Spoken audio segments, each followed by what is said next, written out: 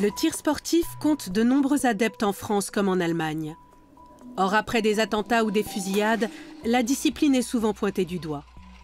Pour ces amateurs, l'argument selon lequel ce loisir n'est pas indispensable ne tient pas la route.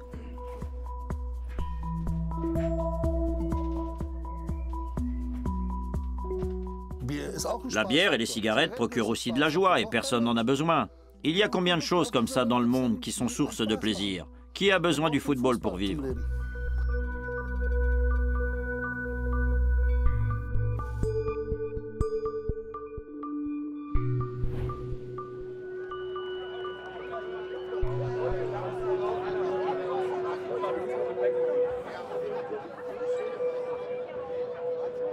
En ce début juillet, la localité de Bad Waldisborn célèbre la fête du tir. Le grand défilé traditionnel est sur le point de commencer par 35 degrés à l'ombre. Buvez beaucoup d'eau. Enfin, je vous conseille du moins d'en boire beaucoup. Ce soir, il fera plus frais et la blonde aura meilleur goût. Attention, présentez l'arme. Relevez. Demi-tour droite. En marche, au pas. Près d'un tiers des hommes de Bad Waldisborn sont membres du club local. La devise « Foi, coutume, patrie » remonte au Moyen-Âge, une tradition perpétuée par la gent masculine jusqu'à aujourd'hui. Le tir allemand est inscrit au patrimoine culturel immatériel de l'UNESCO depuis 2015. Christian Knepper est un enfant du pays. Les armes ont toujours fait partie du quotidien de ce fils de chasseur et tireur sportif.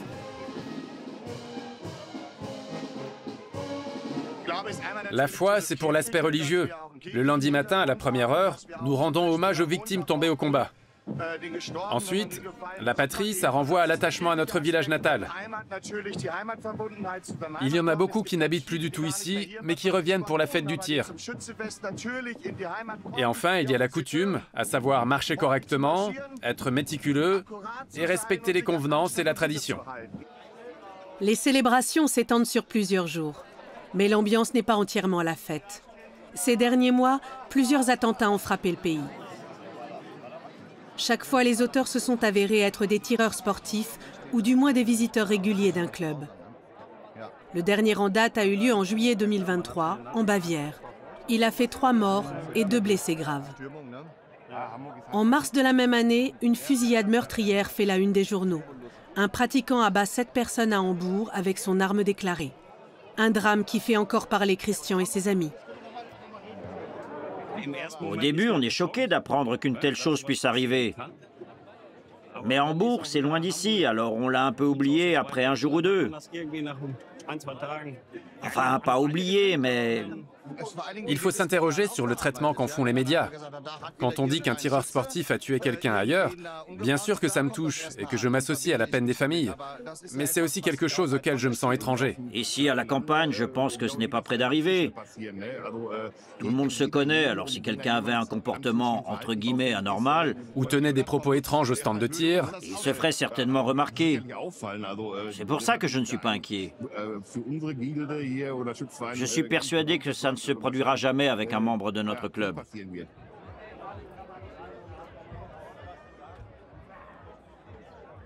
Le club compte une centaine de membres qui s'entraînent au stand de tir de la ville de Lippstadt.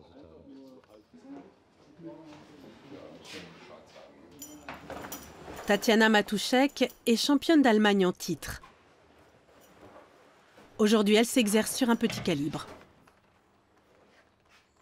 Ce qui me fascine dans cette discipline, c'est qu'il est beaucoup question de précision, qu'il faut être très concentré et que toutes les étapes doivent être synchronisées entre elles.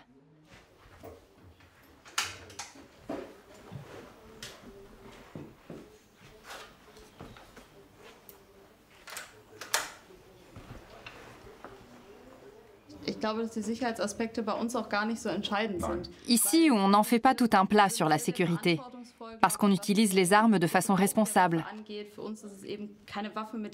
On ne s'en sert pas pour faire quelque chose de mal, simplement pour notre loisir. Wilfried Holkötter est chargé de veiller au bon usage des équipements et des munitions. Il est là du débat autour de la législation sur la détention d'armes. Pour l'instant, la loi stipule que toute personne pouvant justifier d'une adhésion depuis au moins 1 an à un club, tirant régulièrement et participant à des compétitions, est habilitée à faire une demande de permis. Depuis l'attentat de Hambourg, le ministère de l'Intérieur réclame plus de contrôle et souhaite imposer un examen psychologique à tous et plus seulement aux moins de 25 ans.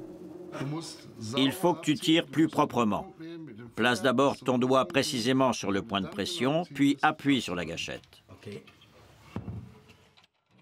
L'instructeur saurait-il reconnaître un tireur psychologiquement instable? Dans l'absolu, je ne peux pas voir ce qu'il y a dans la tête de quelqu'un. Mais ici, j'ai la garantie que ce sont tous des frères d'armes. Après 40 ans passés dans un club, j'arrive à évaluer les gens. Seuls des tireurs expérimentés peuvent commettre ce genre d'actes. Et on les connaît tous. Selon la législation actuelle, aucune autre forme de test d'aptitude n'est nécessaire. Hermann, le frère de Wilfried, et Tatiana entraînent les plus jeunes sur des armes laser inoffensives.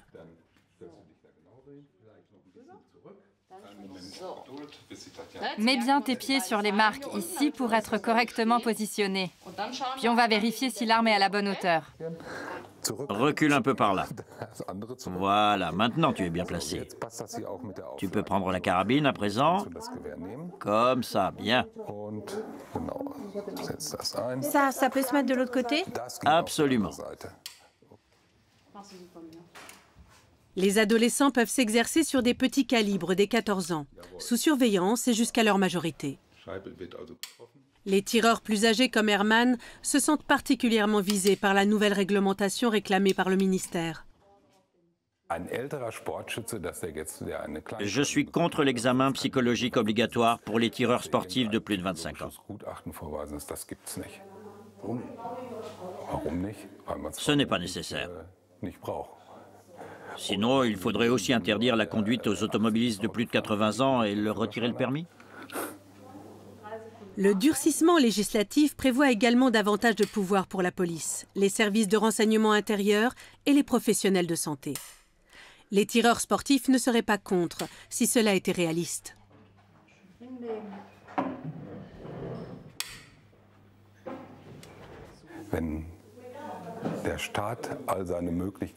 Si l'État exploitait tous les moyens possibles pour contrôler la population, ce serait peut-être envisageable. Mais il n'a probablement pas les effectifs suffisants pour le faire.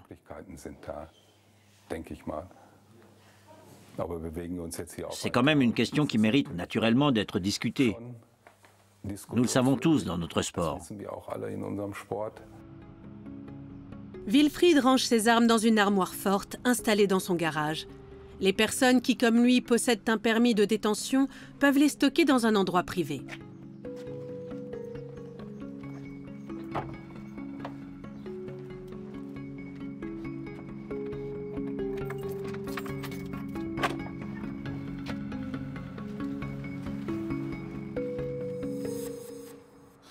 Lorsqu'on demande un permis de détention d'armes, il faut prouver qu'on a pris les mesures nécessaires pour pouvoir les conserver chez nous en toute sécurité.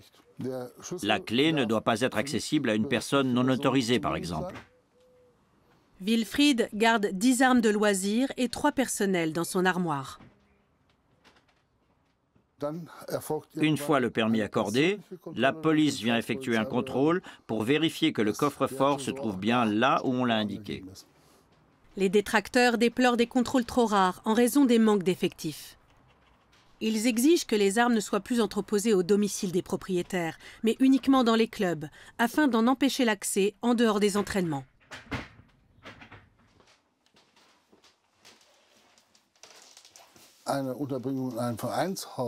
Je suis totalement opposé au stockage dans un local du club, parce qu'en cas d'effraction, le cambrioleur aurait beaucoup d'armes à sa disposition. Alors que si cela arrivait chez quelqu'un, il n'en trouverait que quelques-unes. Un cambrioleur ne pourrait pas faire grand-chose avec ces 10 armes, affirme Wilfried.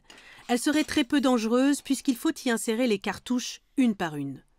Près d'1 million de personnes possèdent 5 millions d'armes légales en Allemagne.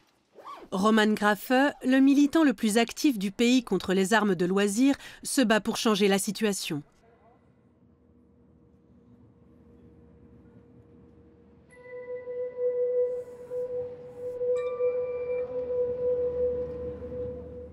Cet auteur et journaliste mène depuis des années des recherches sur la violence par arme à feu.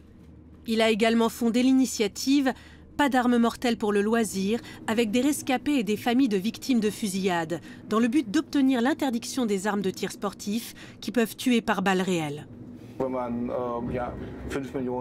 Quand on distribue légalement 5 millions d'armes en disant « Ne faites pas de bêtises avec, chers amis », ça veut bien dire qu'on sait qu'il y aura toujours des individus qui les utiliseront pour ce pourquoi elles ont été conçues, c'est-à-dire blesser et tuer.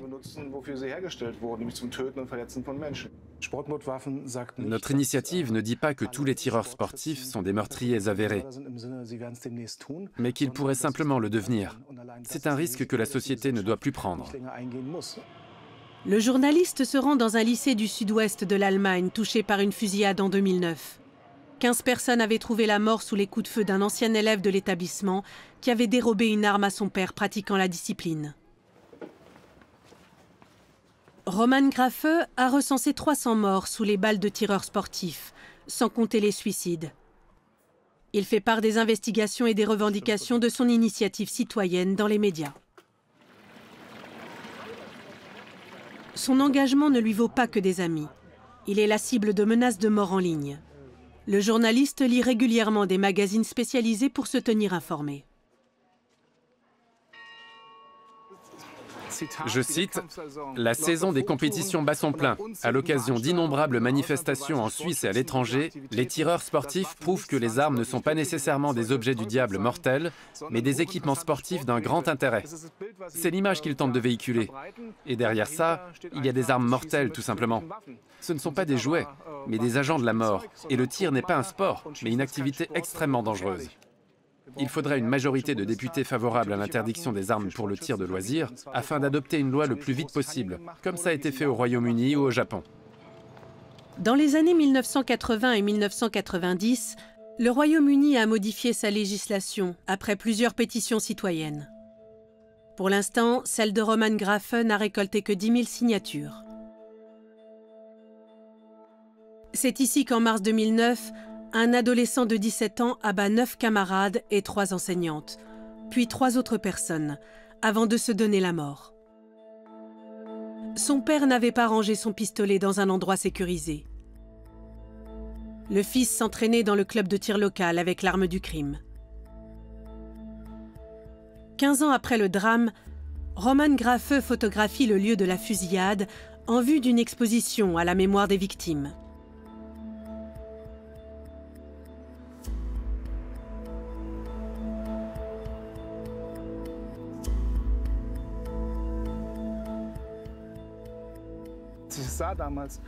J'ai été très ému quand j'ai vu la photo de l'agence de presse allemande à l'époque.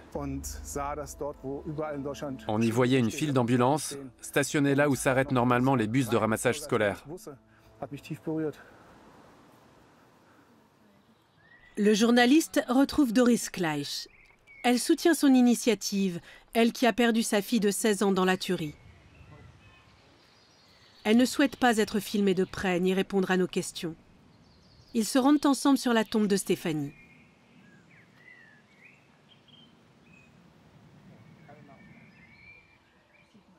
Quatre autres lycéennes sont enterrées ici, pour lesquelles elle demande aussi la discrétion.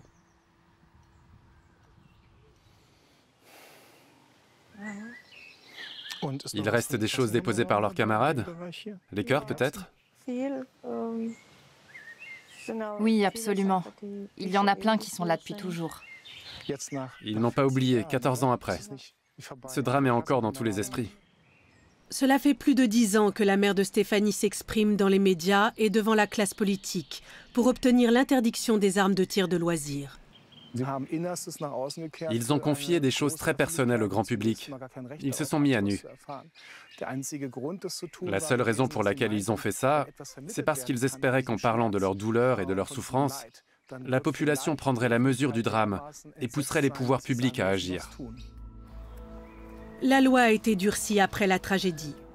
Le tir à l'arme de gros calibre est désormais réservé aux plus de 18 ans, contre 14 ans auparavant.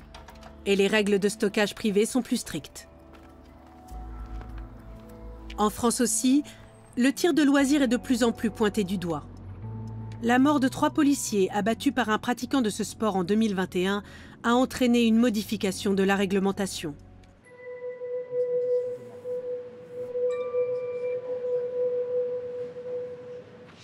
Un sous-sol de la capitale abrite le centre de tir de Paris de la police nationale. C'est là que s'entraîne la police et des professionnels de la sécurité avec leurs armes de service. Mais également des amateurs, comme Malika.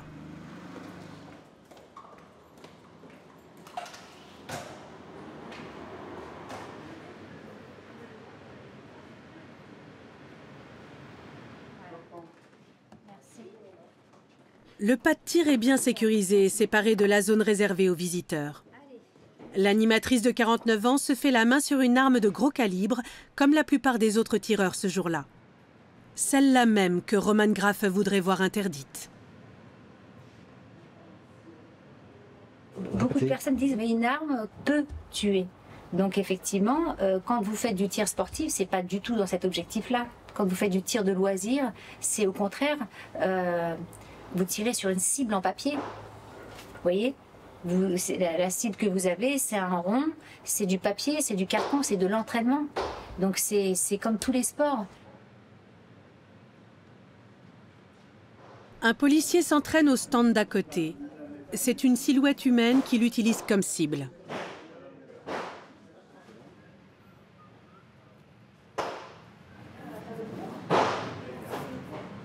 Malika a rejoint un club il y a 4 ans. Elle forme désormais les débutants au maniement de gros calibres, notamment des pistolets. Donc on va démarrer le cours pour la prise en main de votre arme. Donc vous êtes ici depuis combien de temps? J'ai fait ça d'abord par curiosité parce que ça m'intéressait. Oui. Et en fait ça me plaît. J'avais déjà tiré un petit peu avec un copain policier. En fait. D'accord.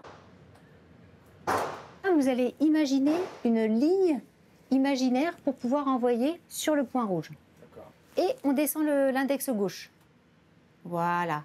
Et maintenant, tout doucement, vous allez appuyer progressivement sur la queue de détente. Cran de mire, guidon, c'est bien aligné? Ouais. Allez. Et on ne bouge plus. On va voir déjà où ce monsieur se place. Pour pouvoir s'essayer au tir sans licence, il suffit de présenter un casier judiciaire vierge et de ne pas se faire refouler par l'instructeur. Les réglementations allemandes et françaises sont sensiblement identiques, à un point près. Les tireurs de loisirs font ici l'objet de contrôles plus réguliers. Vous avez des psychologues, vous avez des médecins, vous avez des pompiers, vous avez un petit peu toutes les professions en fait. On a l'obligation de passer devant un médecin qui lui valide notre santé mentale et physique. Chaque année, il faut renouveler. C'est notre médecin traitant, tout à fait. Donc il nous connaît. Il y a un passé, exactement, oui c'est ça. Les deux amateurs ne voient pas la nécessité de se faire examiner par un psychologue. Je pense qu'il ne faudrait pas qu'on vive dans une société où on soit en permanence dans un contrôle et dans un... C'est un peu ce qui arrive de plus en plus, parce que les gens ont peur de leur ombre. Hein, mais alors bien sûr, il y a des accidents comme dans tout. C'est la fin de l'heure d'initiation gratuite.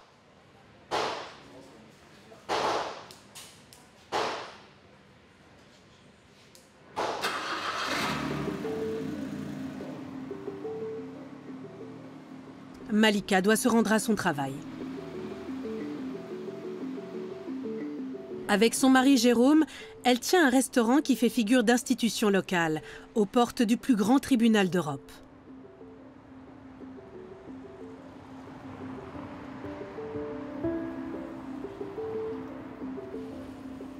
Avocats, procureurs, responsables politiques et policiers s'y ruent pour le déjeuner. Pour remercier la restauratrice de son accueil, de nombreux clients lui offrent leur insigne de service. Pour se défouler après ses longues journées de travail, Malika a d'abord pratiqué la boxe. C'est un client qui lui a fait découvrir le tir. Elle a ensuite fait une demande d'autorisation de détention d'armes à titre sportif.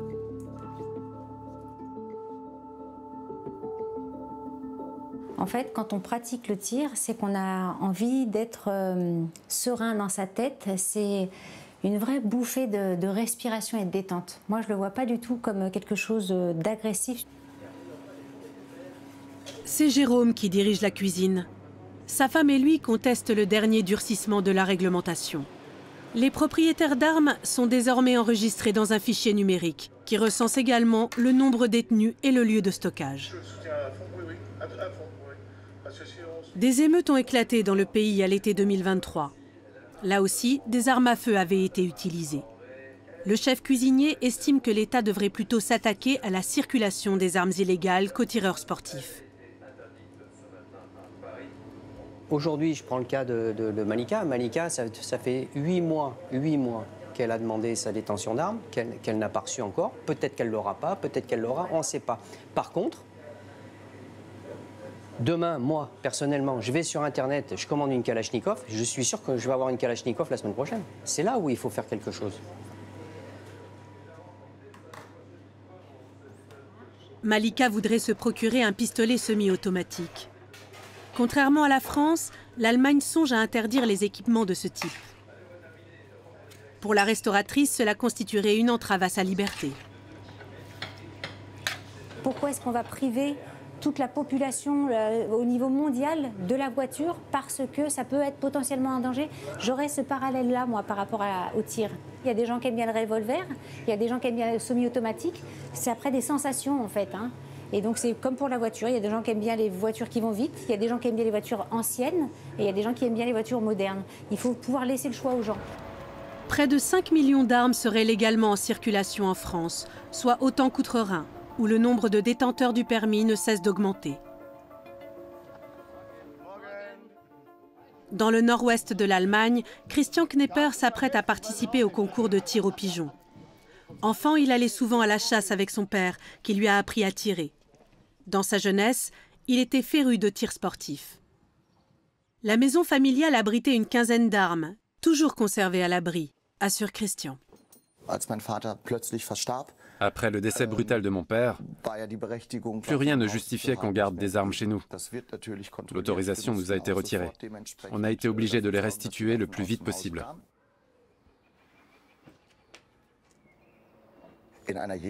J'ai adoré grandir dans une famille de chasseurs. On faisait plein de choses au grand air, en pleine nature. Il y avait aussi beaucoup de convivialité. Quand mon père tuait un sanglier ou un chevreuil, par exemple, lui et ses amis chasseurs se réunissaient ici et trinquaient jusqu'à plus soif. Christian ne serait pas très enthousiaste à l'idée qu'on interdise les armes de tir, même s'il n'en a lui-même jamais possédé. Il y a plein de domiciles qui abritent des armes sans qu'on le sache. Des gens qui en cachent dans leur table de nuit pour se défendre en cas de besoin. Si on y regarde de près, c'est quelque chose qui présente un danger. Mais je ne vois pas comment on pourrait réaliser encore plus de contrôles qu'actuellement en Allemagne. Il y aura toujours de l'insécurité. Ce n'est pas pour autant qu'il faille interdire toutes les armes. Il est l'heure de se rendre à la fête. Le concours de tir au pigeon va commencer.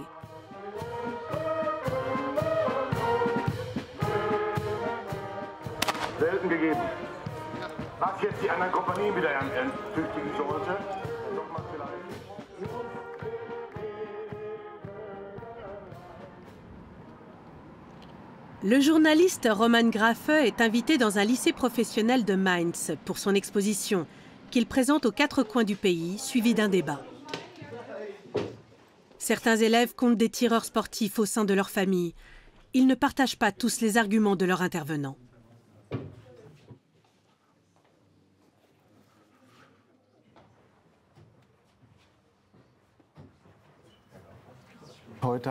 Nous allons donc parler de jouets létaux et de la frénésie des Allemands pour les armes de loisir. Quelqu'un souhaite s'exprimer sur le sujet? Je ne pense pas que l'augmentation du nombre de permis entraîne automatiquement une hausse des morts par balle. Tous les tireurs sportifs ne sont pas des meurtriers. On sait que c'est une arme létale, dangereuse, mais on ne l'associe pas à ça, on l'associe au sport. Ça n'a rien à voir. Je reconnais ne pas comprendre la différence entre tirer à balles réelles et tirer avec une arme non létale. Mais on ne devrait pas priver les amateurs de ce sport de leur plaisir. La différence, c'est que les armes sont conçues pour tuer et pour blesser. C'est leur but. Elles sont destinées aux forces de police et aux militaires. Et elles sont qualifiées d'armes de sport par les tireurs de loisirs, ce qui est discutable. Est-ce qu'un fusil à pompe, un Beretta, un Glock, un pistolet Walther sont des armes de sport? Et tous ceux qui prétendent savoir en garder la maîtrise se trompent. Ce n'est tout simplement pas possible.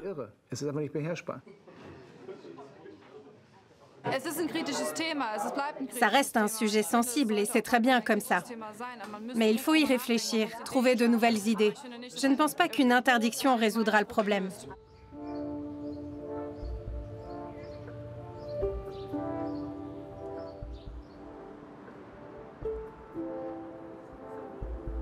La Parisienne Malika y est également opposée. Elle espère obtenir un permis pour s'acheter un Glock 17. Un pistolet semi-automatique, apprécié des forces d'intervention spéciale pour son chargeur à 17 balles.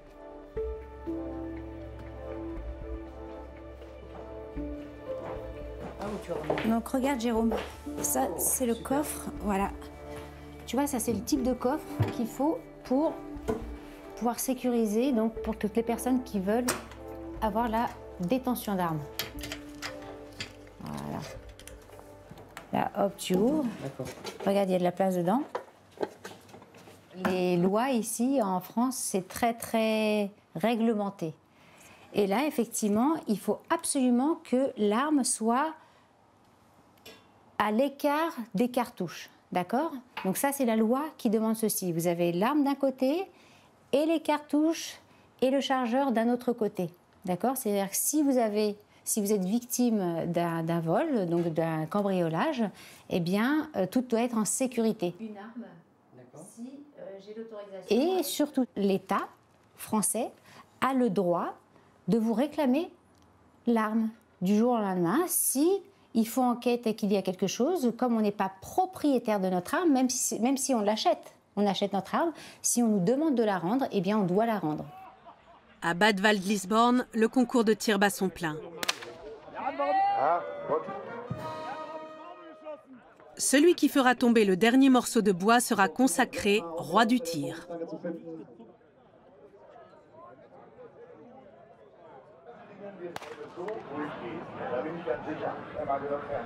Christian veut tenter sa chance.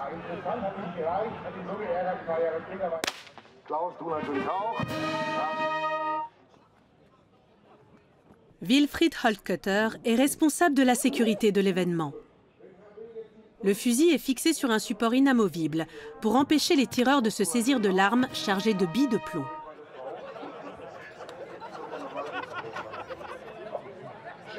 Cela étant, ceux qui ont fait la fête avant le couronnement du vainqueur n'ont plus le droit de s'en approcher.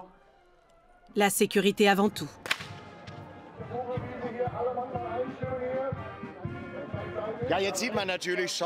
Petit à petit, l'oiseau perd ses plumes. Le dernier bout de bois est tombé. On connaît enfin le nouveau roi du tir. Cette année encore, ce ne sera pas Christian.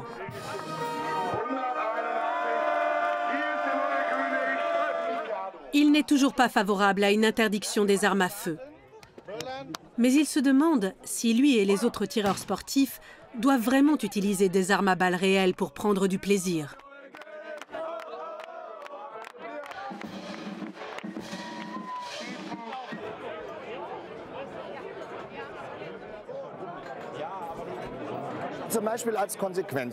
On pourrait les remplacer par des armes laser ou à air comprimé, par exemple. Il faudrait alors convaincre et éveiller l'intérêt des amateurs qui veulent ressentir le même frisson, le même esprit de combat qu'avec des balles réelles. Si les tireurs sportifs y trouvent leur compte, ce serait un pas vers plus de sécurité.